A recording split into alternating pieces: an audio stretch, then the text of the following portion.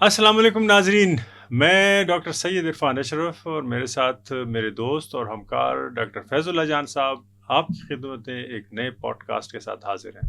آج کے pod cost میں ہم دو موضوعات پر بات کریں گے۔ ایک تو بین الاقوامی موضوع جو ہے وہ کافی عرصے سے فلسطین میں جاری جو ایک سلسلہ ہے، ایک طرف قتل عام جاری ہے فلسطینیوں کا، تو دوسری طرف بورڈ آف پیس کے نام سے ان کے لیے وہ کوششیں اور کاوشیں ہیں کہ جس کے ذریعے ہمیں بتایا جا رہا ہے کہ فلسطین میں یا اس پورے مڈل ایسٹ میں اسٹیبلٹی آ جائے گی۔ تو ہم اس پہ بات کریں گے کہ آیا واقعی یہ بورڈ آف پیس جس کا پاکستان بھی حصہ بننے جا رہا ہے وہ اسٹیبلٹی کے لیے ہے، یا ایک نیا نظام جو گلوبلی آ رہا ہے اس کے نیچے بورڈ آف پیس کو ہم انڈرسٹینڈ کریں۔ دوسری بات یہ ہے کہ اسی نظام سے پھر جڑی ہوئی باتیں مارجنلائز کمیونٹیز کی زندگی ہے، یعنی اگر اوپر بورڈ آف پیس فلسطین میں ایک سیٹلر کلونیلزم کو مضبوط کر رہا ہے تو پھر اس کے اثرات ہم اپنے علاقوں میں کیسے دیکھیں کہ ہم بھی ایک کلونیلزم سے جوجھ رہے ہیں۔ وہ کس قسم کی کلونیلزم ہے،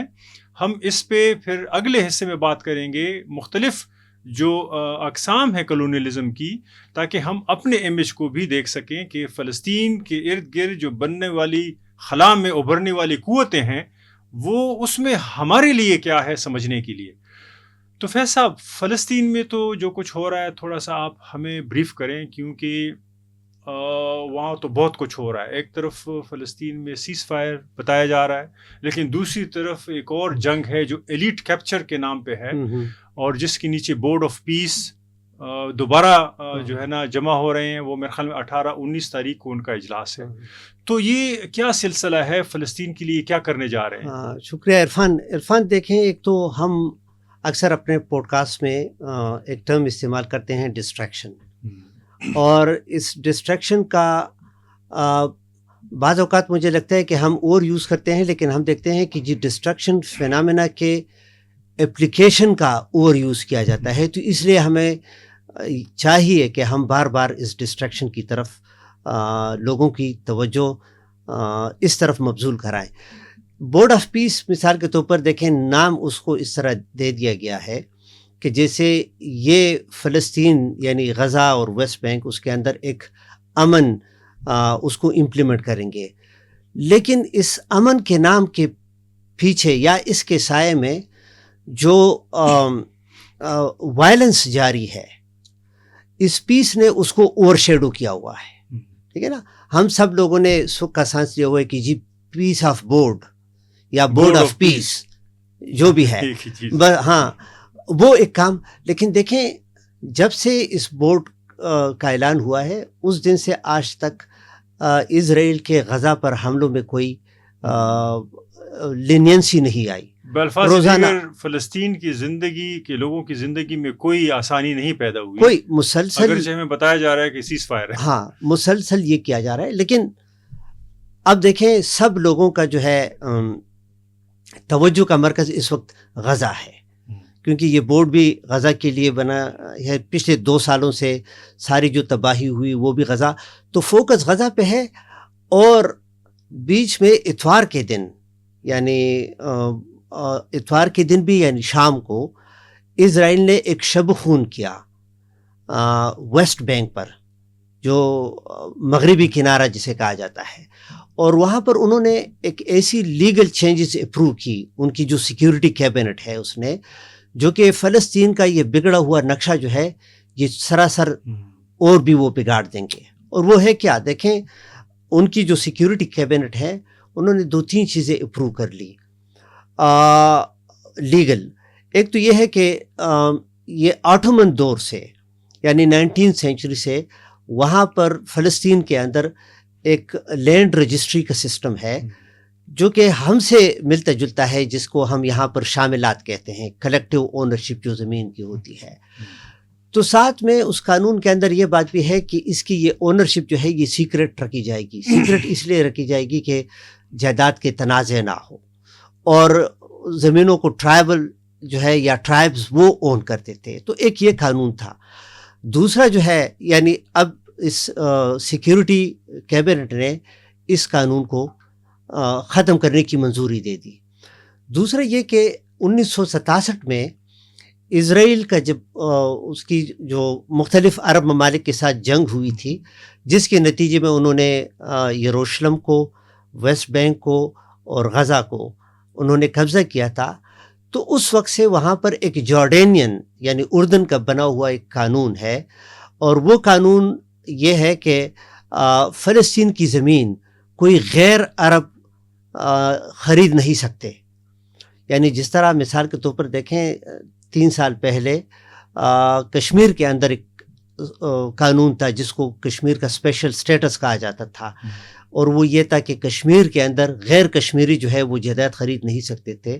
اور جس دن ہمارے صوبے میں action in aid of civil power کی شکل میں مارشل لا لگا دی گئی، اسی دن مودی سرکار نے ہندوستان کے اندر کشمیر کی وہ اسپیشل سٹیٹس ختم کر دی، یعنی کشمیر کی زمین کو اوپن کر دیا باقی ہندوستان کے لوگوں کے لیے. یہاں پر اسرائیل نے بھی ویسٹ بینک میں یہ کیا کہ انہوں نے اس جارڈینین جو قانون ہے اس قانون کو ختم کرنے کی منظوری دے دی، جس کا مطلب یہ ہے کہ اب ویسٹ بینک کے اندر فلسطینیوں کی زمین وہ سیٹلر قانون خرید سکتے ہیں. اور اب دیکھیں اس کو یعنی آج صبح میں دیکھ رہا تھا میڈیا، اس کو لیگل کو بھی کہا جاتا ہے. یعنی لیگل کو اس طرح کہ یہ کام جو ابھی اسرائیل کرتے جا رہے ہیں نا، اس کے لیے قانونی جواز بھی وہ پرووائڈ کر رہے ہیں. اس کو رول بیک کرنا جو ہے وہ مشکل ہو جائے گا. اچھا، اس کی میں ایک مثال دوں، لوگ تو دوست تو ہنسیں گے اس پہ. یہ ریگی للما جو ہمارے ساتھ ہے نا قریبی، تو اس میں بڑی بڑی ہاؤسنگ کالونیز بن رہی ہیں، اور ہمیں پتہ ہے وہ کون کالونیز بناتا ہے، یعنی ادارے بھی ہیں اور لوگ بھی ہیں. تو وہاں ایک طریقہ کار یہ بھی ہے جو آپ نے بتایا کہ جو اس قانون کے نیچے ابھی ان کو پتہ چل رہا ہے، وہ یہ ہے کہ آپ جو ہے نا قوموں کو آپس میں لڑا دیں. مثال ایک فیملی ہے جس کی کوئی زمین ہے، تو آپ اس کو اتنے پیسے آفر کر دیں کہ وہ کہیں کہ ہم تو اپنی زمین پرائم زمین بیچ رہے ہیں. اب وہ تو اکثر زمینیں جڑی ہوئی ہیں نا، بالکل. تو دوسرے لوگ اگر کوئی کہے کہ ہم نے تو نہیں بیچنی اس ہاؤسنگ سوسائٹی کو زمین، تو بیچ میں لیئرز ہیں قبضہ مافیا. تو بس آپ قبضہ مافیا کو بتا دیں کہ یہ زمین اتنے میں واگزار کرا لیں لوگوں سے، تو کیا ہو جائے گا کہ وہ قومیں ایک دوسرے کے ساتھ لڑ پڑتی ہیں. بالکل. ایک جو بیچنے والا ہے وہ کہہ رہا ہے میں تو بیچ، دوسرا کہے ہم نے نہیں بیچنی ہمارے ابا.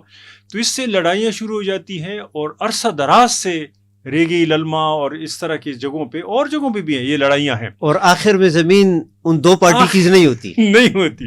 آخر میں زمین قبضہ مافیا کے ذریعے، کیونکہ پھر اس پہ ریاست کھڑی نہیں ہوتی. اب ایک جو ہے نا جو نہیں بیچ رہا، وہ اگر پولیس کے پاس جائے گا تو پولیس والا بھی اس کو کہہ دیتا ہے کہ یار بیچ تو نا، کیا مسئلہ ہے آپ.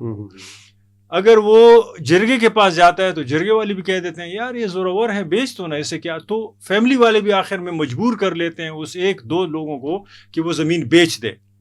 تو دیکھیں فلسطینیوں کے ساتھ بھی وہی کچھ ہو رہا ہے، جو یعنی ان کو وہ سیکرٹ اب نہیں رہا کس کی زمین ہے، اس کو ایک پتہ چل جائے گا، پھر اس پہ پریشرز بڑھ جائیں گے. جو پراپرٹی ڈیلر اس کے پاس آئیں گے، اگر کوئی نہیں بیچنے والا فیملی میں ایک، تو اس کو پھر راضی کیا جائے گا، پریشرائز کیا جائے گا کہ آپ بیچ دیں سیٹلر کو زمین. اس سے بات ہمیں ایک اور طرف لیول پہ بڑھتی ہے. باچا خان کی آٹو بایوگرافی میں پڑھ رہا تھا. باچا خان صاحب جو ہیں وہ خان عبدالغفار خان صاحب جو خدائی خدمتگار تحریک کے روح رواں رہے ہیں اور بہت بڑے پشتونوں کے لیڈر ہیں.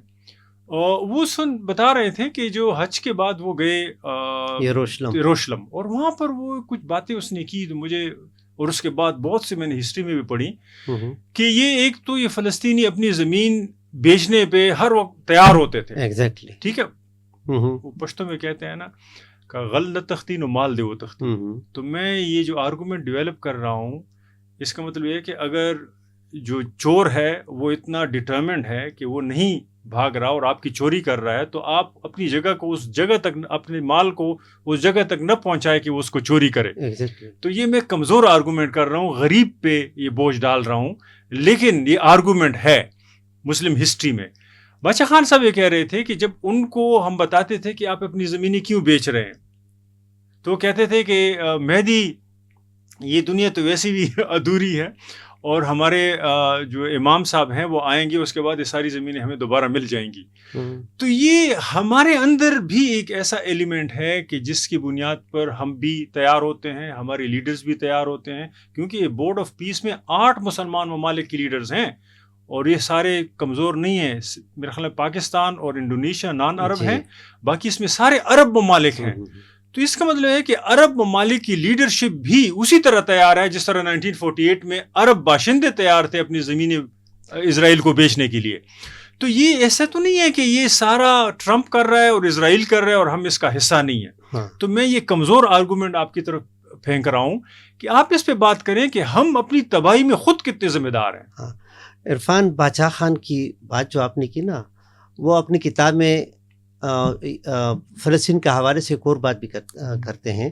وہ کہتے ہیں کہ وہ وہاں پر جب موومنٹ کرتے تھے نا تو کہتے ہیں کہ جس گھر کے سامنے جو ہے سبزہ ہوتا تھا، یعنی لان وغیرہ انہوں نے گراس اور سبزیاں وغیرہ اگائی، میں جب پوچھتا تھا تو وہ کہتے تھے کہ جی یہ ایک یہودی کا گھر ہے.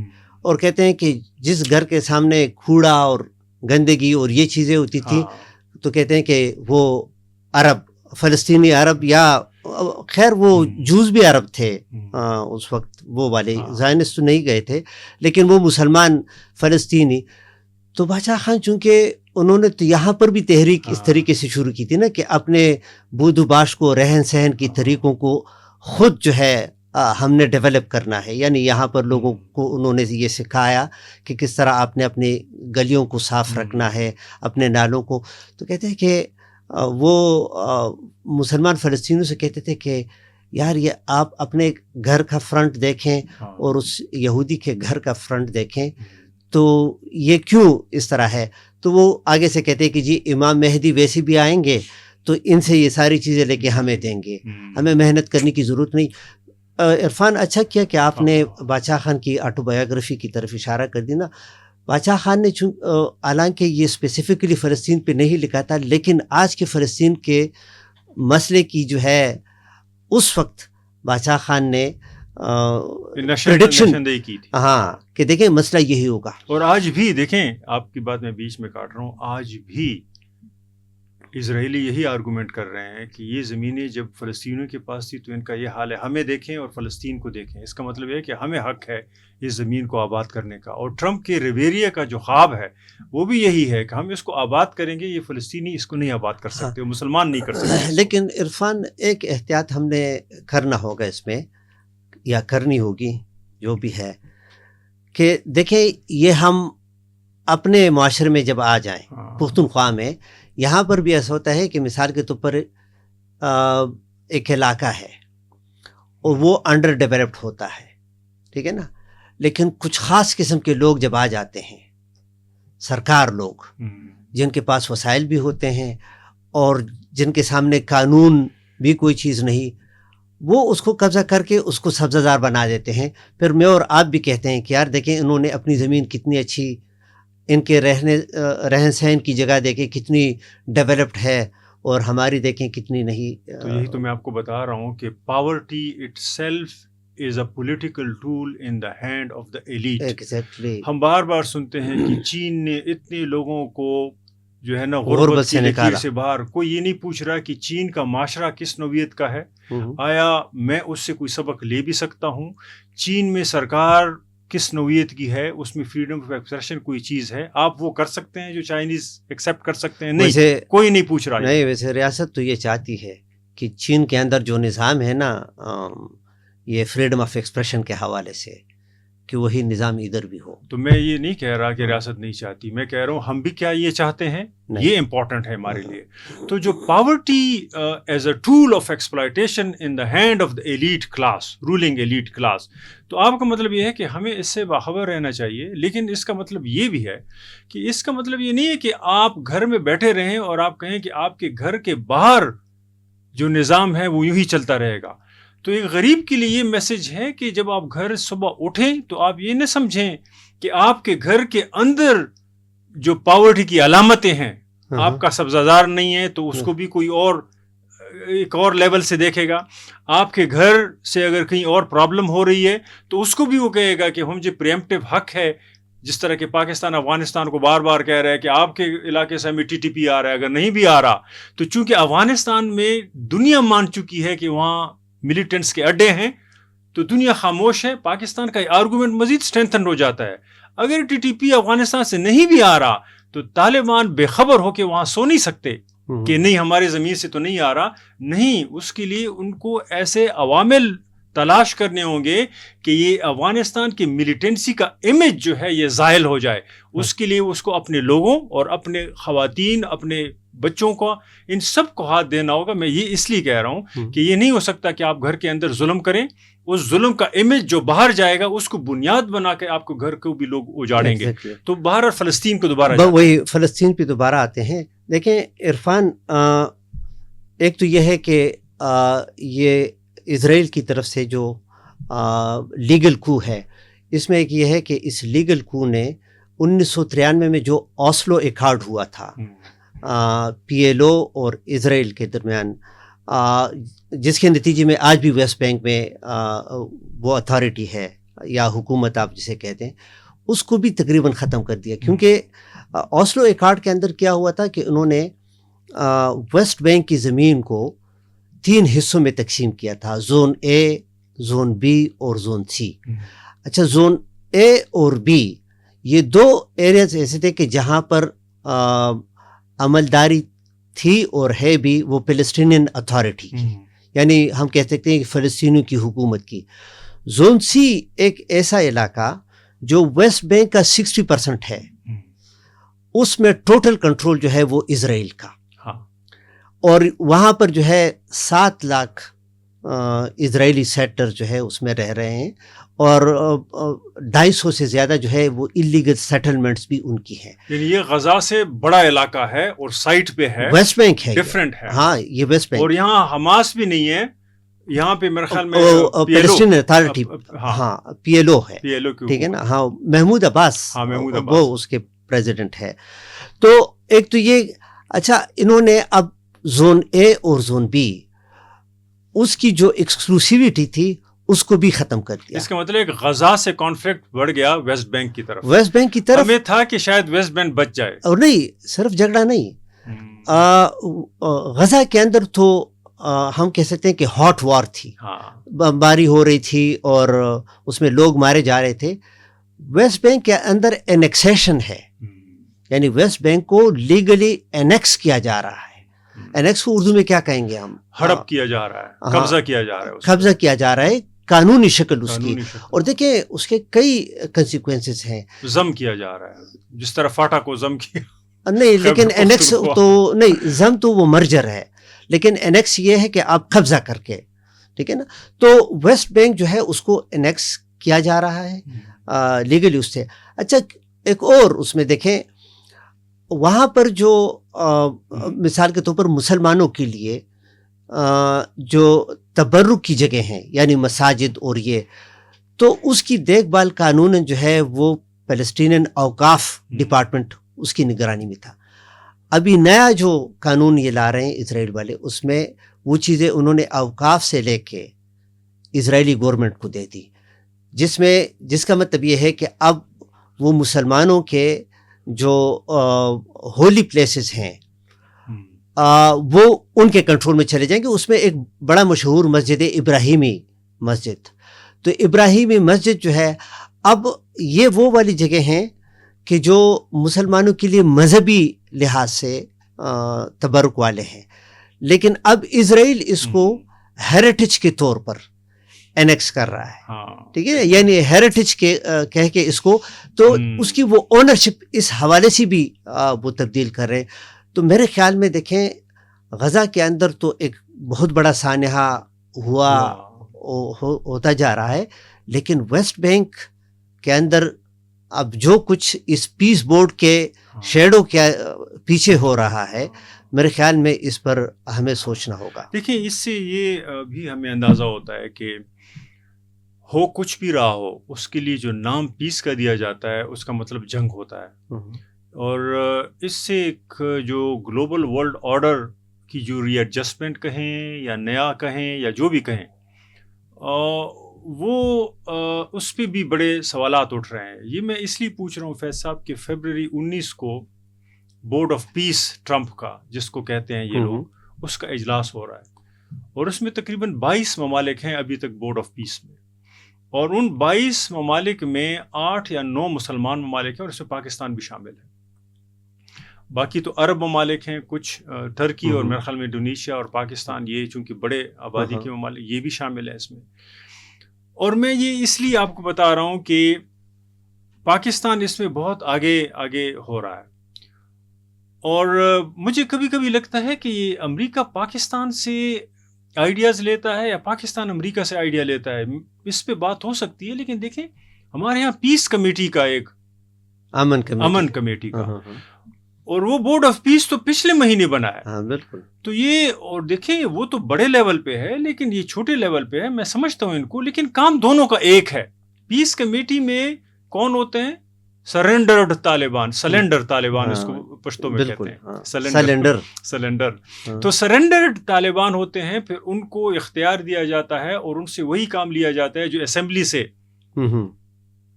ایک اور لیول پہ، یعنی وہ لوکل ڈیتھ اسکواڈز ہی ہوتے ہیں. ہاں دیکھیں اس پورے ڈیتھ اسکواڈ میں پورا بلوچستان رول کیا جا رہا ہے، ٹھیک ہے نا. تو یہ ڈیتھ اسکواڈ بھی اب دیکھیں اس لیول پہ، اگر ٹرمپ دیکھیں سب سے زیادہ جنگیں تو امریکہ دنیا میں کرا رہا ہے، تو ڈیتھ اسکواڈ وہاں بھی ہے نا. تو میں یہ اس لیے کہہ رہا ہوں کہ دیکھو بورڈ آف پیس یا پیس کمیٹیز، اسی طرح جس خطے میں رہ رہا ہوں جس کو کہتے ہیں خیبر پختونخوا، اس میں آپ کانفلکٹ اگر پھیلا رہے ہیں تو آپ پہ کوئی قدغن نہیں ہے. اگر آپ امن کا نام لیتے ہیں تو آپ کو پکڑا جاتا ہے. اسی طرح دنیا کے لیول پر بھی اگر آپ پیس بورڈ کا حصہ ہیں، یہ جو پیس کمیٹی ہے ٹرمپ کی، تو اس میں آپ اقتدار کے قریب ہیں. لیکن یو این اب فیشن سے نکل گیا ہے. یونائٹڈ نیشن جو ہے اس میں اگرچہ یہ پیس کمیٹی یا یہ جو بورڈ آف پیس ہے یہ یو این کے ریزولوشن کے نیچے ہے، لیکن یہ بورڈ آف پیس غزہ کے لیے بنا تھا، ریہیبلیٹیشن کے لیے. اب ریہیبلیٹیشن بیچ سے نکل گیا. ابھی جو باتیں ہو رہی ہیں بورڈ آف پیس کے نیچے وہ پوری دنیا پہ پھیلی ہوں گی. اس میں دنیا سے اقتدار کے حصول کی باتیں ہیں، ریکنسٹرکشن کے نام پہ، اسٹیبلٹی کے نام پہ مختلف. تو میں یہ کوشش یہ کر رہا ہوں آپ کے سامنے کہ کیا یو این کو ریپلیس کیا جا رہا ہے بورڈ آف پیس کے نام پہ، اور ایک نیا ٹرمپین آرڈر سامنے لا رہے ہیں جس میں پاکستان بھی آگے ہو رہا ہے. لیکن ایشو یہ اٹھے گا کہ ان کا مقصد وہ نہیں ہے جو ہمیں بتا رہے ہیں پیس اینڈ اسٹیبلٹی. ان کا مقصد وہ ہے کہ دنیا میں مزید جنگیں کرنا اور اسرائیل اور امریکہ کے ٹرمز پہ دنیا کو ری سیٹل کرنا یا ری ایڈجسٹ کرنا. عرفان دیکھیں، ایک تو یہ پیس لفظ جو ہے یہ بذات خود بڑا سیکسی ہے، تو اس لیے اس کو بہت پروجیکٹ کیا جاتا ہے. آپ کے سوال کا جواب دینے سے پہلے میں آپ کو کہہ دوں کہ ہمارے ہاں تو یہ ہے کہ امن کی بات اگر آپ کریں گے تو اس طرح ہے کہ جیسے آپ بغاوت کرتے ہیں. تو دیکھیں ابھی اس وقت جاری ہے پشاور میں 4th لٹریچر فیسٹیول، ٹھیک ہے نا، دوستی لٹریچر فیسٹیول. اور مجھے یاد ہے کہ یہ 2nd لٹریچر فیسٹیول جب ہو رہا تھا تو سب سے بڑا پریشر یہ تھا ان پر کہ آپ نے امن کی بات نہیں کرنی ہے. یاد ہے نا، امن کا کانٹریکٹ کسی اور کے پاس ہے، ایگزیکٹلی وہی لیتے ہیں. ہاں لیکن ٹرمپ اگر پیس بورڈ بنا دے تو پھر اس میں ہم جمپ کر لیتے ہیں اس بینڈ ویگن پر کہ ہم پیچھے نہ رہ جائیں. تو اس کا مطلب یہ ہے کہ امن کی بات کرنا بھی ایک ایلیٹ کیپچر کا حصہ ہے، اور اس کے پیچھے پورے، کیونکہ ان کا مقصد امن لانا نہیں ہوتا تو اس لیے وہ امن کا نیریٹو بھی انہوں نے لے لیا ہے. یہ میں اس لیے آپ کو بتا رہا ہوں کہ آج ڈان کی سٹوری ہے. ایک منٹ، وہ آپ کے سوال کا میں جواب دے دوں پھر اس کی طرف آنا ہے ہم نے. آپ نے کہا نا کہ ٹرمپین آرڈر نیا آ رہا ہے اور یو این کو ریپلیس. یس، اس وقت ٹرمپ جو کر رہا ہے تو وہ ایگزیکٹلی یہی ہے کہ یو این کے پیرالل ایک باڈی جو ہے اس نے یہ کریٹ کر دی جو بورڈ آف پیس ہے. دیکھیں، ایک طرف ٹرمپ نے یا یونائٹڈ اسٹیٹس نے یو این کے بہت سارے باڈیز جو ہیں جس میں یونیسکو بھی شامل ہے، بہت سارے، ان کو فنڈنگ انہوں نے روک دی. تو ایک تو یو این کو اس طرح کرپل کر رہے ہیں. دوسری طرف جو ہے اب انہوں نے دیکھا کہ یو این جنرل اسمبلی سے اور یو این سیکیورٹی کونسل سے ایسے فیصلے آ رہے ہیں کہ جو ٹرمپ کے لیے اس کے ساتھ جانا مشکل پڑ جاتا ہے. تو اس لیے اس نے یہ پیرالل ایک اسٹرکچر جو ہے وہ کھڑا کر دیا. اب اس میں جب یہ بات آ گئی کہ اس کی لیگل حیثیت کیا ہوگی تو یو این سیکیورٹی کونسل سے اس کو اپروو کروا رہے ہیں. تو دیکھیں یہ اسی طرح ہے جس طرح ہمارے ہاں پارلیمنٹ نے یہ 26 اور 27 امینڈمنٹ کو پاس کیا تھا نا, اور ابھی 28 کی بھی بات ہو رہی ہے. تو جیسے اپنا ہی ڈیتھ وارنٹ ایشو کرنا, اسی طرح یہ یو این سیکیورٹی کونسل سے بھی یہ اسی طرح کروا رہے ہیں کہ یہ یو این کی جو ہے ایک ڈیتھ وارنٹ یو این ہی کے کوریڈور سے وہ ایشو کروانے کی کوشش کر رہے ہیں. ہمیں بظاہر ایسا لگ رہا ہے کہ دیکھیں بہت سارے ممالک وہ ٹرمپ کی مخالفت کرتے ہیں, یورپین, اور جس میں یہ ڈیووس کے اندر جو ورلڈ اکنامک فورم ہوا تھا تو اس میں وہ کینیڈین پرائم منسٹر جو ہے اس کی تقریر بڑی مشہور ہو گئی تھی. لیکن چائنا ڈیلی نے ایک آرٹیکل لکھا تھا, عرفان نے بڑی اچھی بات کی تھی. اس نے کہا تھا کہ جی جو یورپین کنٹریز ہیں, جو کیپٹلسٹ کنٹری ہیں, تو کہتے ہیں کہ they have a vocation for nuisance, یعنی وہ شور شرابہ کر لیتے ہیں, پر کہتے ہیں they have no vocation for total divorce. یعنی وہ ٹرمپین آرڈر جو ہے اس کے خلاف واویلا تو کریں گے, لیکن اسی آرڈر سے اپنے آپ کو ٹوٹل علیحدہ نہیں کر سکتے. اور اسی کو ہم اپنے ملک میں بھی اپلائی کر سکتے ہیں. یعنی مثال کے طور پر دیکھیں, ہمیں اس وقت اس طرح لگ رہا ہے کہ جیسے پاکستان کے اندر پی ٹی آئی جو ہے وہ ایک انقلابی پارٹی بن گئی ہے. تو میں جب وہ پڑھا تھا مجھے یہ لگا کہ دیکھیں پی ٹی آئی کی بھی جو ہے ووکیشن فار نیوسینس جو ہے اس کو ہم ایسا لے رہے ہیں کہ جیسے یہ ووکیشن فار ڈیورس ہے, یعنی یہ اپنے آپ کو اسٹیبلشمنٹ سے ڈیورس نہیں کرنا چاہتے, یہ صرف نیوسینس کرنا چاہتے ہیں تاکہ پیچ اپ دوبارہ ہو. تو جو ٹرمپین آرڈر کی جو آپ بات کر رہے ہیں نا, یہ ٹرمپین آرڈر ایک نہ ایک شکل میں ہمارے سامنے آ بھی جائے گا, کیونکہ جو ممالک امریکہ کی اس وقت مخالفت کر رہے ہیں نا, وہ بھی صرف اس حوالے سے کہ یہ ٹرمپ کی وجہ سے یہ کچھ ہو رہا ہے, اور یہ ٹرمپ بیچ میں سے ہٹ جائے گا تو دوبارہ جو ہے وہی پرانا آرڈر آ جائے گا. تو گویا انہوں نے ایک بندے کے ساتھ یہ سب کچھ ایسوسیٹ کیا ہے, لیکن اس میں کوئی شک نہیں کہ اس ایک بندے کے آنے سے بہت ساری چیزیں تبدیل ہو گئی, لیکن اس کے پیچھے بھی ایک مکمل مشینری ہے نا. وہ مشینری تو اپنی جگہ پر ہوگی. ہاں, میں اس لیے پوچھ رہا تھا کہ ہمیں ایلیٹ سیاست کو سمجھنا بڑا ضروری ہے, کیونکہ جس طریقے سے بورڈ آف پیس آگے جا رہا ہے اور جس طریقے سے یو این پہ پریشر بڑھ رہا ہے جس کا آپ نے ذکر کیا, اس کا ایک تیسرا بڑا اہم رخ ہے کہ اگر آپ دیکھیں انٹرنیشنل کورٹ آف جسٹس, یعنی ساؤتھ افریقہ نے وہاں پر جو غزہ کے معاملے پر نتن یاہو کو لے جانے کی کوشش کی, اس کی سزا انٹرنیشنل کورٹ آف جسٹس یا کرمنل کورٹ آف جسٹس ہے, اس کو اس طرح مل رہا ہے کہ باقاعدہ ان کے ججز کی سینکشنز ہیں, ان کی امریکہ میں انٹری ان کی فیملیز کی بند ہے. اس کی طرح ان پہ جس طرح یہاں شیڈول 4 میں ان کو کیا جاتا ہے, تو بہت سے لیول پر شیڈول 4 کی طرح ان پہ پابندیاں لگ رہی ہیں. عرفان, آپ آج جو ہے نا یہ لوکل کنیکشن انٹرنیشنل کے ساتھ ملا لیتے ہیں, نہیں یہ بڑا اچھا, یعنی گویا آپ کہہ رہے ہیں کہ امریکہ کے پاس بھی اپنا ایک شیڈول 4 ہے. آپ تو بہت کم لیول, میں کہہ رہا ہوں امریکہ یہاں چلا رہا ہے سب کچھ, یا یہ ہم والے امریکہ میں چلا رہے ہیں, مجھے نہیں. انہوں نے انٹرنیشنل کورٹ آف جسٹس کے ججوں کو شیڈول 4 میں ڈال دیا. بالکل شیڈول 4 میں. آپ یہ دوست جائیں پڑھیں, ان کو سنیں, وہ کیا کہہ رہے ہیں, وہ تو رو رہے ہیں کہ جو جج امریکہ کے خلاف یا نتن یاہو کے خلاف فیصلہ کرے گا, اسی طرح پابندیاں ہیں جس طرح یہاں پہ پی ٹی ایم اور مارنگ بلوچ پہ ہیں. یعنی وہ ان کے جو ہے نا موبلٹی ریسٹرکٹڈ ہے, یو این میں انٹری ان کی ریسٹرکٹڈ, یو ایس میں انٹری ریسٹرکٹڈ ہے, بلکہ ان کے کریڈٹ کارڈز تک جو ہے نا فائنینشیل بینک نہیں ایکسیپٹ کر رہے. آپ خود یعنی اکنامک سینکشنز ہیں. اگر آپ کا کریڈٹ کارڈ امریکہ اور یورپ میں بینک نہیں لے رہا ہے, اس کا مطلب آپ تو اپاہج ہو گئے.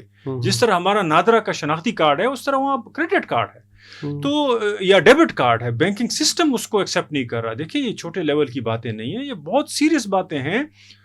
میں اس لیے کہہ رہا ہوں کہ جو یہ گلوبل آرڈر آ رہا ہے, یہ ایک دوسرے کو ری ماڈل کر رہا ہے, ری ریپلیکیٹ کر رہا ہے, اور اس کی بنیاد پر جو نیچے ہو رہا ہے وہ اوپر بھی ہو رہا ہے, اور جو اوپر ہو رہا ہے وہ نیچے بھی ہو رہا ہے.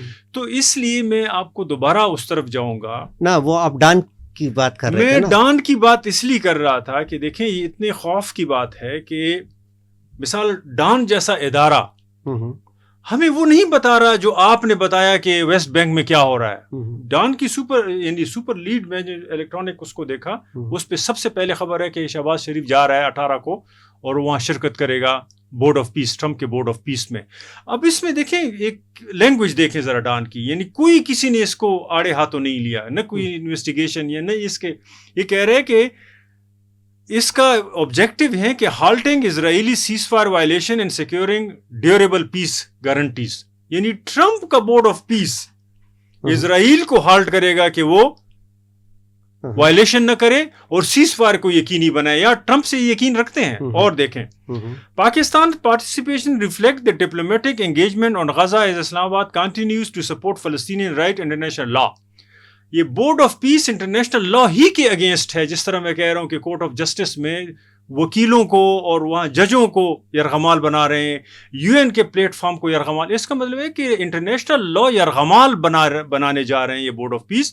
لیکن ہم یہاں کہہ رہے ہیں کہ ہم انٹرنیشنل لا کی بقا کے لیے اس بورڈ آف پیس کا حصہ ہیں. ڈان اس پہ کوئی آواز نہیں اٹھائے گا. اچھا, اس کے علاوہ ایک اور بات ہے, discussion will define the board structure, mandate and secretariat. اس کا مطلب ہے کہ یو این کے پیرالل باڈی سیکریٹریٹ کی بات ہو رہی ہے. اگر آپ صرف غزہ تک اس بورڈ آف پیس کو مینٹین رکھ رہے ہیں اور وہاں ریبیلیٹیشن کی بات کر رہے ہیں تو یو این کا ہے, آپ کو بورڈ اسٹرکچر کی کیا ضرورت ہے, لیکن سیکریٹریٹ کی کیا ضرورت, سیکریٹریٹ کی. اور مینڈیٹ کس سے, مینڈیٹ تو یو این میں آپ نے لینا ہے. پھر مینڈیٹ کیا یہ 22 لوگ ایک دوسرے کو دیں گے؟ یہ میں اس لیے کہہ رہا ہوں کہ سامنے ایک ہو رہا ہے اور پیچھے کچھ اور ہو رہا ہے. جس طرح ہمارے ملکوں میں سامنے ایسی پیس کمیٹی کے نام پر وائلنس کو سپورٹ کیا جا رہا ہے ریاست کے لیول پر, لیکن ہمیں بتایا جا رہا ہے کہ آپ بے فکر رہیں, everything will be okay. جس طرح ہمارے جرنیل صاحب تھے, وہ کیا تھا جو افغانستان کے فیض حمید کہہ رہے ہیں کہ everything will be fine, سب ٹھیک ہو جائے گا, اور کاوا ہاتھ میں.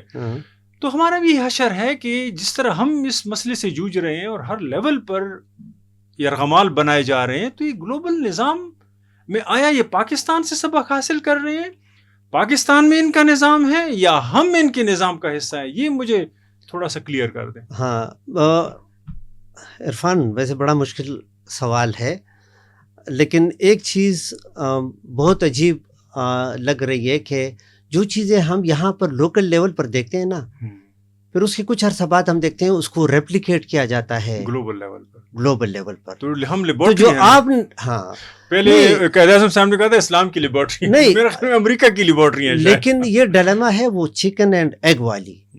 اب مجھے اس کی سمجھ نہیں آ رہی کہ یہ ہم انسپریشن لیتے ہیں باہر سے یہاں پر جو کچھ کر رہے ہیں, یا باہر والے ہم سے انسپریشن لیتے ہیں.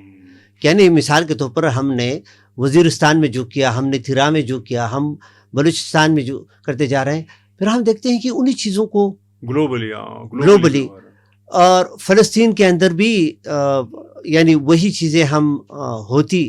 ایک چیز میں اور ایڈ کر لوں, مجھے یاد آیا, اور میں نے اپنی کتاب میں بھی اس کو لکھا تھا, the dark side of news fixing میں. اس میں ایک یہ تھا کہ میں جتنا لٹریچر پڑھ رہا تھا, مثال ڈیوڈ ہاروی بہت بڑے مارکسسٹ ہیں, اس سے لوگ ہارورڈ کے پروفیسر ہیں, اس سے لوگ یہ لیتے ہیں کہ ہیٹی میں نیو لبرلزم کا احیاء ہوا, یا میرے خیال میں نہیں ہیٹی نہیں سوری وہ جو ہے نا ایک اور ملک ہے اس کے بارے میں کہتے ہیں, چلے ہم وہ کر دیں گے آپ کو. ہیٹی کا ذکر تو وہ دی ماسٹر آف دی مارکیٹ, نہیں وہ تو وہ والی دوسرا ہے. یہ نیو لبرلزم کا پہلا کیا نام تھا اس کا, وہ جو پانوشے کس ملک کا تھا, اگسٹو پینوشے. ہاں یہ پیرو کا نہیں تھا, چلے ہم وہ واضح کر دیں گے. نہیں, وہ لیٹن امریکہ ہے. اگسٹو پینوشے ادھر کے میرے خیال میں یہ میں صرف نہیں ابھی چھوڑ دیں, ابھی ہم یہ ڈسپلے کر دیں گے. میں یہ کہنا چاہ رہا ہوں, یعنی ڈیوڈ ہاروی کہہ رہے ہیں کہ جو نیو لبرلزم ہے اس کا احیاء جو ہے یا نمو جو گلوبل ویسٹرن پاورز نے کیا وہ لیٹن امریکن کنٹریز سے کیا.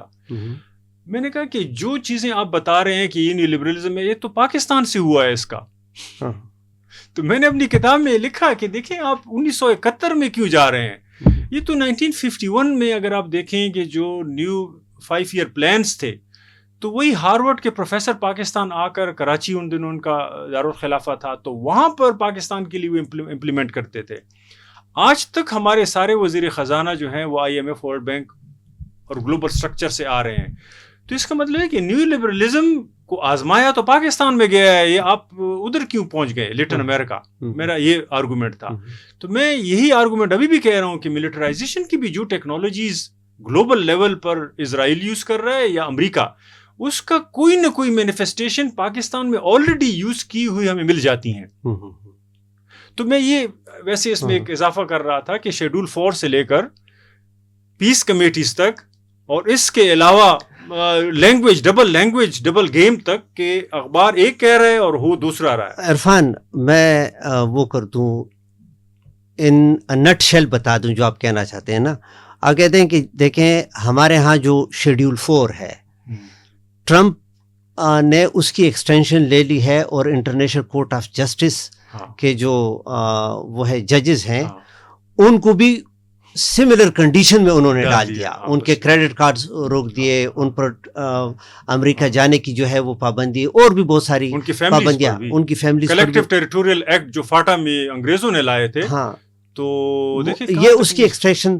دوسری آپ یہ کہہ رہے ہیں کہ دیکھیں ہمارے ہاں امن کمیٹی کی جن کا کام امن کو خراب کرنا تھا اور ملیٹنسی کو پروموٹ کرنا تھا اور پروٹیکٹ کرنا تھا, جس میں سلینڈر طالبان بیٹھے ہوئے. ہاں, تو آپ کہتے ہیں کہ اب گلوبل لیول پر ٹرمپ نے جو ہے بورڈ آف پیس بنا دیا. وہی ایلیٹس کو کہ جو اپنے لوگوں کے سودے کرتے ہیں مختلف لیول پر.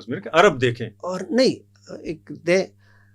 ایک اور سملیرٹی بھی دیکھیں نا کہ جس طرح مثال کے طور پر ہمارے ہاں لوکل لیول پر انڈیجنس لوگوں کو باہر کر کے وہاں پر پھر ہاؤسنگ اسکیم بنانا, ٹرمپ ادھر بھی غزہ کی بھی وہ بات کرتے ہیں کہ ہاں وہ ریوریا ہے یا ریوریا جو بھی ہے وہ بنا. تو یہ دیکھیں یہ ان لائکلی سملیرٹیز ہیں یا کہ یہ گرینڈرز. ہاں جی, ایک اور بات, بورڈ آف پیس میں بھی عام لوگوں کی کسی لیول پہ کوئی آواز نہیں ہے, کوئی ایک نمائندہ بھی نہیں ہے, سارے ایلیٹ لوگ بیٹھے ہوئے ہیں. اور یہاں پر بھی جو عام لوگوں کے گھروں کے باہر لڑائی لڑی جا رہی ہے ملٹری آپریشنز کے نام پر, اس میں عام لوگوں کی آواز ریاست تک کسی لیول پہ نہیں پہنچتی. اگر کوئی آواز اٹھاتا ہے تو اس کو کہہ رہے ہیں یہ ٹیررسٹ کا دوست ہے, BLA کا ہے, یہ TTP کا ہے. ویسے یہ ٹرمپ میں جب یعنی ابھی ہم جب ڈسکس کر رہے ہیں نا تو ٹرمپ کی شکل میں مجھے ملک ریاض نظر آتا ہے نا. یہ باقی دوستوں پہ چھوڑ دیتے ہیں نا. دیکھیں ملک ریاض نے بھی کیا, یعنی کراچی میں دیکھیں انڈیجنس لوگوں کو اپنی زمینوں سے باہر نکالا اور جو بحریہ ٹاؤن اس نے کراچی کے باہر جو اسٹیبلش کیا ہے, اب وہ بھی ریوریا سے کوئی کم نہیں ہے, ٹھیک ہے نا. لیکن یہ ہے کہ اس ریوریا کے لیے کتنے لوگوں سے ان کی قربانیاں یعنی کتنے لوگوں سے قربانیاں لے لی گئیں. ایک فرق ہے نا, ملک ریاض کی جیب میں وہ لوگ ہوتے تھے جو ریٹائرمنٹ کے بعد اس کے ساتھ نوکری کرتے تھے, اور ملک ریاض فخر سے کہتا تھا کہ اگر کوئی مہمان آ جاتا تھا کہتے ہیں کہ چائے کس رینک کے بندے سے بناؤں آپ کے لیے. لیکن ٹرمپ ملک ریاض کی بدقسمتی یہ تھی, ابھی وہ ٹھیک جگہ پہ پہنچا ہے کہ وہ پاکستان میں تھا اس لیے اس کو بھگتنی پڑی. ٹرمپ جو ہے وہ ایک کیپٹلسٹ ملک میں ہے, وہاں پر پوری آرمی اس کی جیب میں ہے, اور وہ آرمی کے جنرل بار بار کہتے ہیں کہ ہم نے نہیں کودنا کسی اور ملک میں. یہ اس کو کہہ رہا ہے کہ آپ نے نہیں کودنا تو ہم شہباز شریف کے ساتھ سودا کر لیں گے, اس کی جو ہے نا ایگزیکٹلی سروسز ہائر کر لیں گے. اینی وے, میں اس لیے اگلے لیول پہ آتا ہوں. فیض صاحب یہ تو لائٹر موڈ میں ہوا, لیکن لائٹر بات نہیں ہے کہ جو گلوبلی ایک نظام آ رہا ہے ہمارا اب تک کا سوال یہ ہے کہ اس میں جو نیچے لیول پہ سب کچھ ہو رہا ہے تو اس میں فٹ آ رہا ہے, ہم کیوں پھر اس کو انڈرسٹینڈ نہیں کرتے, یہ سب سے بڑا سوال ہے. بالکل. کیا ہماری لینگویج اس قابل نہیں ہے کہ ہم اس ڈبل گیم کو انڈرسٹینڈ کر سکیں, یا ہم خود تیار نہیں ہیں ایکسیپٹ کرنے کے لیے, یا ہم ڈرے ہوئے ہیں. 3 لیول پہ یہ چیزیں ہو رہی ہیں. علمی لیول پر کیونکہ ہمارے پاس واقعی اتنے ٹیکنالوجیز نہیں ہیں, ڈسکرسو ٹیکنالوجیز, لینگویج, فہم, ادراک کے لیول پر کہ ہم انڈرسٹینڈ کر سکیں کہ ہمارے ساتھ ہو کیا رہا ہے. دوسرا لیول پھر جیسے کہ میں نے کہا کہ یا ہم یہ انڈرسٹینڈ کرنا نہیں چاہتے کیونکہ ہم خود اس نظام کا حصہ ہیں. تو اگر ایسا ہے کہ ہم اسی گلوبل اکانومی کا حصہ ہیں تو پھر غزہ اور ویسٹ بینک پہ اتنا شور مچانے کی کیا ضرورت ہے؟ ہم تک پہنچتے پہنچتے امریکہ کو 10-15 سال لگ جائیں گے تو تب تک مزے کرو. یا پھر تیسرا وہ لیول ہے کہ ہم ڈرے ہوئے ہیں, ہم سمجھ رہے ہیں ہمارے ساتھ ہو کیا رہا ہے لیکن ہم کچھ کہہ نہیں سکتے. ہاں عرفان, آپ نے جو لینگویج کی بات کی نا کہ شاید ہمارے پاس لینگویج نہیں ہے اس لیے ہم ادراک نہیں کر سکتے, اس بات کے ساتھ میں کافی حد تک ایگری کرتا ہوں. اور دیکھیں جارج آرول کا جو ڈسٹوپین ناول ہے 1984, اور جو آج کل ہم دیکھتے ہیں کہ پاکستان میں, پاکستان کی طرح اور ممالک میں ایگزیکٹلی اسی ماڈل کو اپلائی کیا جاتا ہے نا, تو اس میں ایک بندے کو انہوں نے رکھا ہوتا ہے بگ برادر نے, جس کا کام ہوتا ہے لینگویج کو ریفائن کرنا. تو ریفائن سے مراد کیا کہ زبان سے تمام وہ الفاظ نکالنا کہ جو الفاظ انسان کو انفرادی اور اجتماعی آزادی کا تصور دے.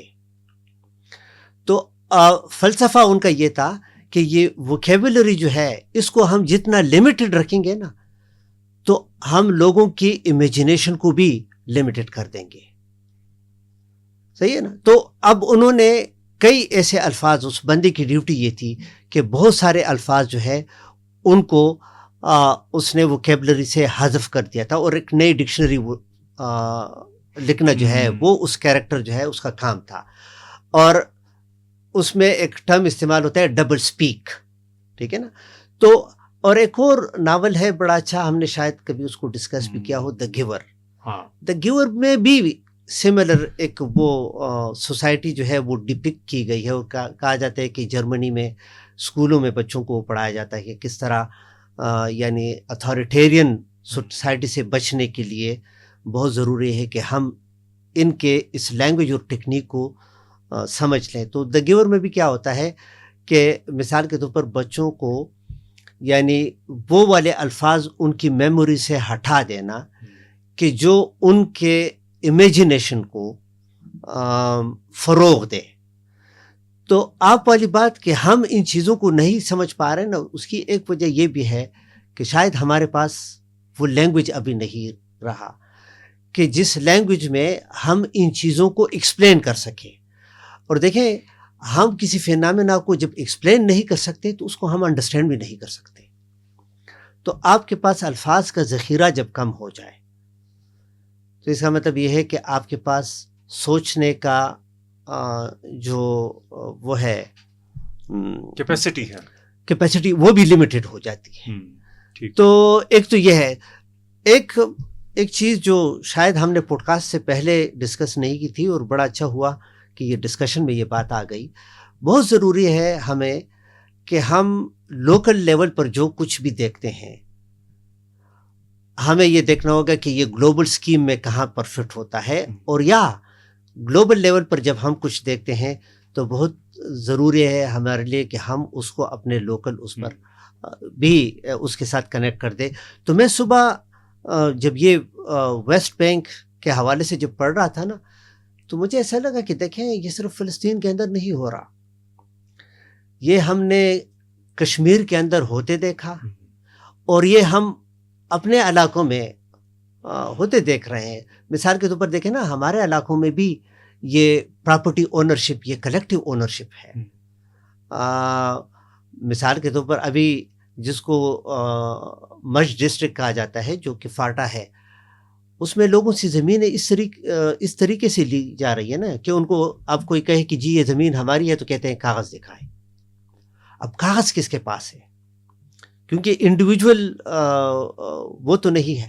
اچھا بہت سارے علاقوں پر زمین اس قانونی نقطے پر بھی ان سے لے لی گئی ہے کہ جی ایسٹ انڈیا کمپنی کی فوجیوں نے یہاں پر 3 دن گزارے تھے تو اس لیے یہ زمین قانوناً ہماری بنتی ہے, اگر آپ کی بنتی ہے تو آپ کاغذ دکھائیں. بالکل ہاں, ہمارے یہاں بھی بہت سی جگہوں پہ لی گئے, بہت ساری جگہوں پر ایسے نہیں. اچھا صبح میں اس کو سن رہا تھا ایک پوڈ کاسٹ میں جو انٹرم پرائم منسٹر تھے انور کاکڑ، انوار الحق کاکڑ. تو انوار الحق کاکڑ وہ اس کی زبان آپ سنیں تو آپ کو پھر پتہ چل جاتا ہے کہ ریاست کی پالیسی کیا ہے. اس سے سوال یہ کیا گیا کہ جی وہاں پر جو بلوچستان کے اندر تیل کی اسمگلنگ ہوتی ہے، تو اس نے کہا تھا کاروبار، تو اس نے کہا کاروبار نہیں، وہ اسمگلنگ ہے، اور اس میں 2 بلین روپیز جو ہیں وہ انوالو ہیں. اور پاکستان جب پیٹرول امپورٹ کرتا ہے تو اس پر 78 ملین وہ لیوی امپوز کرتا ہے، تو پاکستان کو اتنا نقصان پہنچتا ہے. اور کہتے ہیں یہ تو کچھ لوگ اٹھ کے کہتے ہیں کہ ان لوگوں کا کوئی اور کاروبار نہیں ہے. اب میں اسی پر سوچا کہ دیکھیں عام لوگوں کی سسٹیننس کو آپ قانون کی لینگویج کے اندر جب ڈال دیتے ہیں نا تو آپ ان کو ڈسارم کر دیتے ہیں. ٹھیک. تو جو لوگ مثال کے طور پر یہاں پر ہمارے جو ٹرائبل ایریاز ہیں یا ٹرائبل ڈسٹرکٹ وہاں پر رہ رہے ہیں، آپ ان کو ان کے گھروں سے نکالتے ہیں، انہیں کہیں کہ جی آپ اپنے گھر کے کاغذات دکھا دیں. کسی کے پاس کوئی کاغذ نہیں ہے. میں تھوڑا سا انٹروینشن کروں.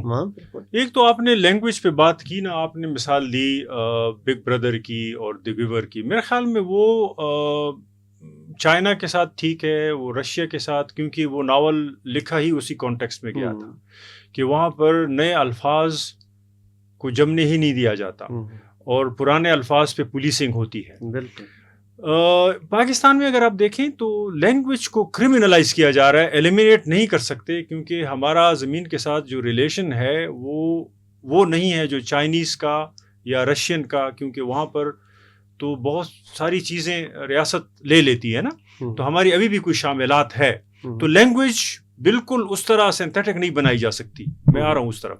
میں صرف یہ کہہ رہا ہوں کہ ہمارے ہاں لینگویج کو بے توقیر کیا جاتا ہے، یعنی مطلب ڈیمونائز کیا جاتا ہے. ڈیمونائز. آپ امن کی بات کریں تو آپ کے گھر کے باہر پولیس آ جائے گی. 2-3 دفعہ کریں، آپ کہیں کہ میں امن کے لیے اٹھا ہوں تو آپ کو اٹھا لیا جائے گا. لیکن اگر آپ کہیں کہ میں ٹی ٹی پی کو ختم کرنے کے لیے ریاست کے بہاف پہ بندوق اٹھانے کے لیے تیار ہوں کیونکہ آپ وائلنس کریٹ کر رہے ہیں، تو یہی سسٹم آپ کو کچھ دنوں کے لیے کوآپٹ کر دے گا، پھر انہی لوگوں کے سامنے چھوڑ دے گا جن لوگوں کے خلاف آپ بندوق اٹھائیں وہ آپ کو مار دیں گے. یعنی دونوں فارم میں وائلنس. عرفان میں ایک ایگزامپل دے دوں، اس میں دے دیں. ہم شیئر بھی کر دیں گے ایک تصویر. دیکھیں یہ 6 فیبروری کو کشمیر ڈے منایا گیا نا، تو بنو کے اندر ایک اسکول میں فنکشن ہوا ہے جس میں ڈپٹی کمشنر صاحب بھی بیٹھے ہیں، اور ڈپٹی کمشنر صاحب کے ساتھ جو ہے داڑھیوں اور پگڑیوں والے بھی بیٹھے ہیں، اور بچوں سے خاکے کروائے جا رہے ہیں جس میں بچوں کے پاس بندوقیں ہیں، گنے ہیں. ہاں گھنے بالکل ریپلیکاز ہیں یا ریئل ہیں مجھے نہیں پتا. ہاں لیکن اب میں دیکھ رہا ہوں اب یہ ایک اسکول ہے، ایک طرف یہ کہا جا رہا ہے کہ جی ہم ڈی ریڈیکلائزیشن کر رہے ہیں، ٹھیک ہے نا، دوسری طرف ریڈیکلائزیشن کو سرکاری سطح پر اس طریقے سے پروموٹ کیا جاتا ہے. تو آپ جاری رکھیں. ٹرمپ کے پیس بورڈ میں پیس کون بحال کرے گا اگر آپ کے پاس جوان نہیں ہوں گے ان ملٹری کانٹیکٹس میں کنٹریبیوٹ کرنے کے لیے، تو پاکستان کی کیا حیثیت ہوگی. اینیوے میں یہ کہہ رہا ہوں کہ جو لینگویج ہے نا وہ ایلیمینیٹ نہیں کی جا رہی، کرمنلائز کی جا رہی ہے. آپ اگر امن کا نام لیتے ہیں تو پھر آپ کو بتایا جائے گا کہ آپ ابھی مذمت کریں بی ایل اے کی، ٹی ٹی پی کی اور فلاں کی، حالانکہ آپ کہیں گے کہ دیکھیں ہم تو کب سے یہ کہہ رہے ہیں کہ یہ ہم نہیں کر رہے، یہ جو کر رہے ہیں آپ ان کے خلاف. بہرحال ٹھیکہ ان کے پاس ہے.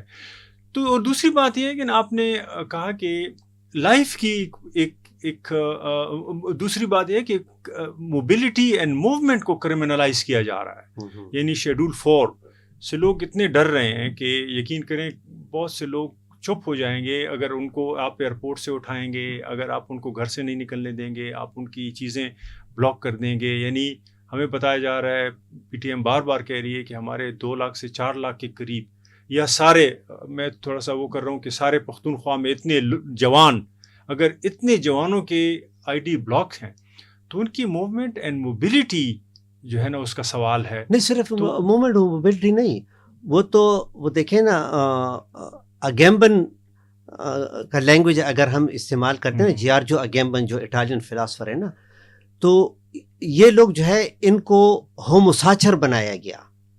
یعنی آپ کسی کا نیشنل آئی ڈی کارڈ ان سے لے لیں تو اس کا مطلب ہے کہ آپ نے ان کا ریاست کے ساتھ رشتہ ختم کر دیا. لیکن یہ میں اور وہ کسی اور ملک کا سٹیزن بھی نہیں ہے، تو اس کا مطلب ہے کہ وہ ایک نان سٹیزن تو بن گیا، لیکن نان سٹیزن کے ساتھ ساتھ وہ وہی جو ہوموسیچر کا کانسیپٹ ہے نا کہ ویئر وولف، کہ آدھا جسم جو ہے انسان کا اور آدھا جسم جو ہے وہ وولف کا. تو وہ اس لیے کہ وائلنس کے لیے وہ فٹ ہو جاتا ہے نا، اس کے اوپر بھی ایزیلی وائلنس ہو سکتا ہے اس کی ریشل پروفائلنگ کرا کر، اور اس سے بھی وائلنس کی جا سکتی ہے کیونکہ وہ انسان ہے ہی نہیں، اس کو آپ کتوں کی طرح چھوڑ دیں دوسرے کو.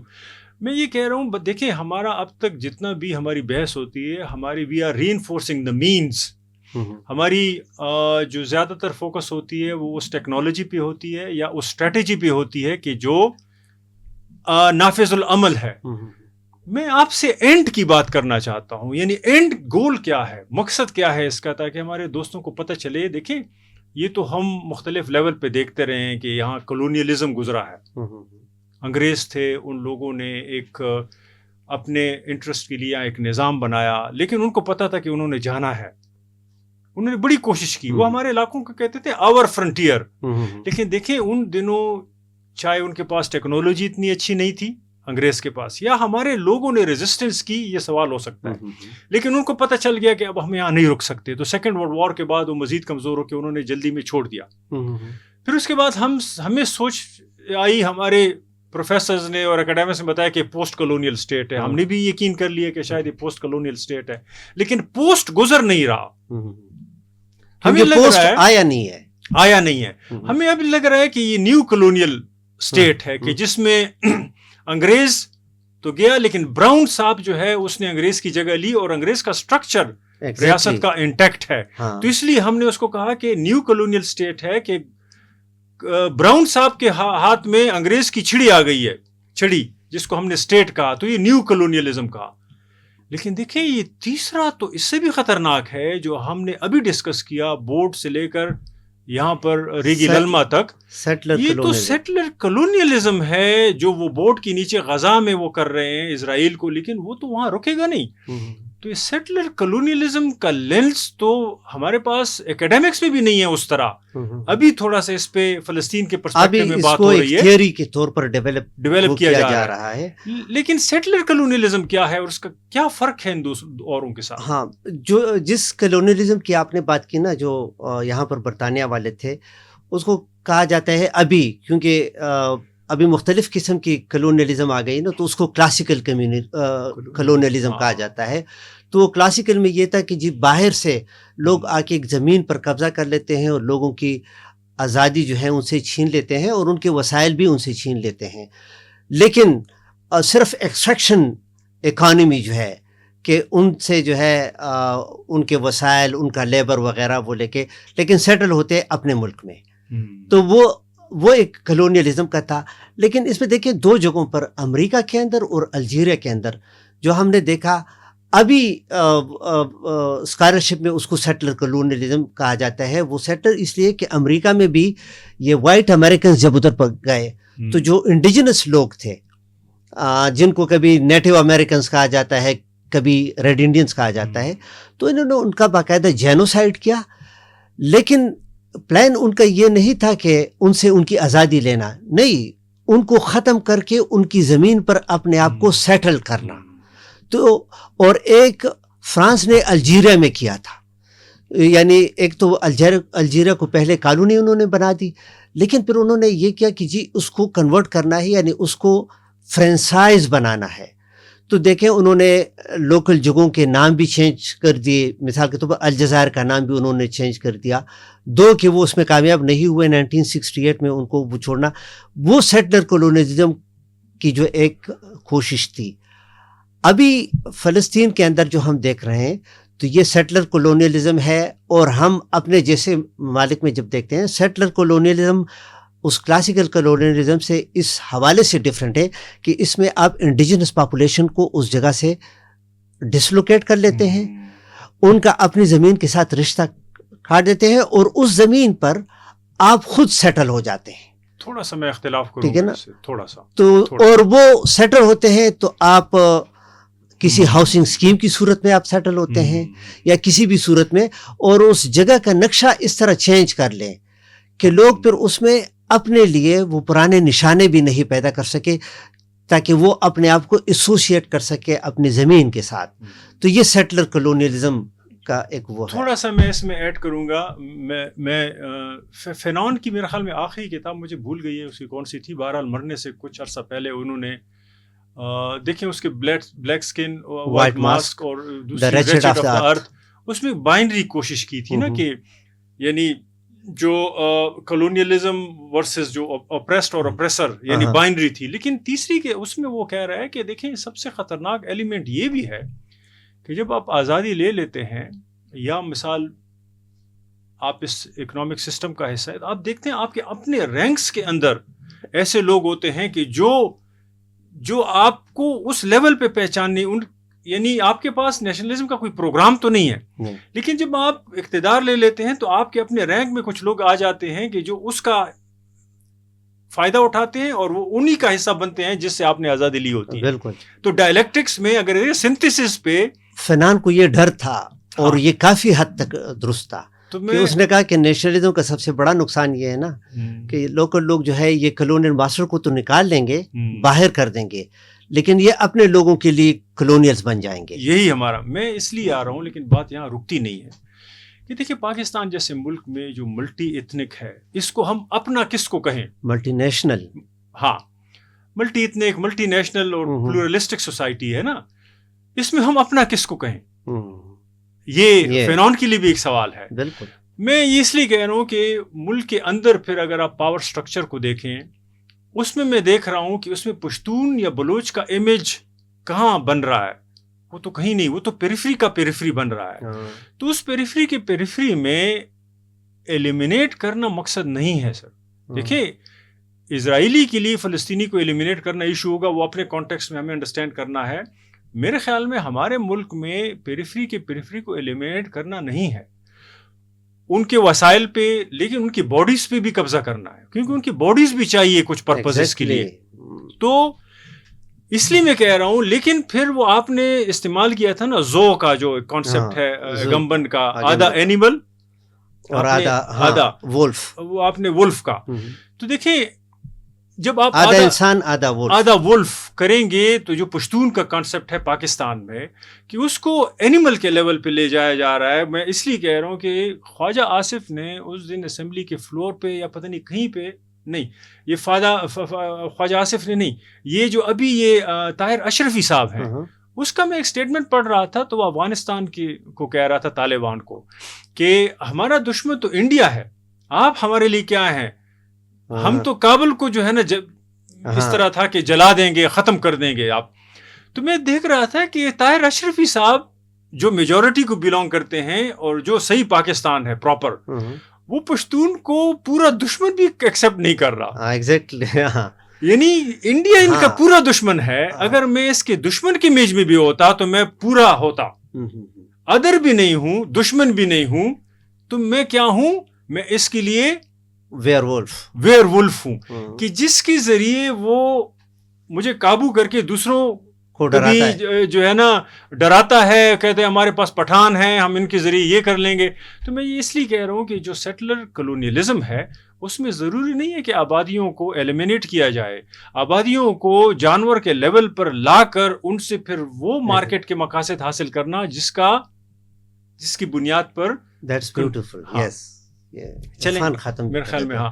چلیں ناظرین، آج جو ہم نے بات کی اس میں بنیادی نقطہ سیٹلر کلونیلزم کا تھا، اور یہ نقطہ اس لیے اہم ہے کہ ضروری نہیں ہے کہ جو فلسطین میں کچھ ہو رہا ہے اس کا ڈائریکٹ تعلق ہو. ہر کانفلکٹ اپنے کانٹیکسٹ میں انڈرسٹینڈ کرنے کی ضرورت ہے، لیکن ہمارے سامنے مماثلتی بھی ہیں، ان کو ہمیں اگنور نہیں کرنا چاہیے. اس کے ساتھ ہی اجازت، اللہ حافظ.